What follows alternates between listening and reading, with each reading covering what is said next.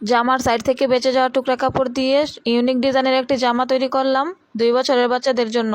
তো এখানে আমি 4 পরত কাপড় নিয়েছি। এখানে আমি কালো অংশটুকু কেটে 9 ইঞ্চি পরিমাণ রেখে দিয়েছি। এখানে 2 বছরের বাচ্চাদের জন্য জামা তৈরি করা হচ্ছে।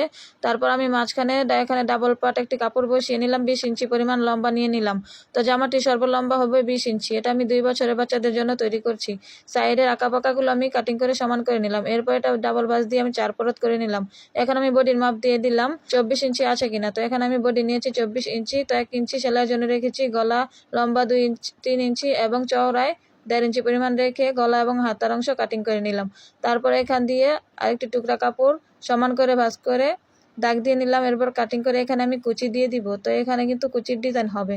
তো এদিক দিয়ে যতটা কুচি বেশি হবে ততটাই কিন্তু জামাটা দেখতে সুন্দর লাগবে। এভাবে কুচিটা হবে। তো এখানে আমি আপনাদের দেখিয়ে দিচ্ছি জামাটা কীরকম হবে। তো এইভাবে মাঝখানে লাল কাপড় দিয়ে ডিজাইন করে নিলাম। সাইডে এইভাবে জোড়া হবে।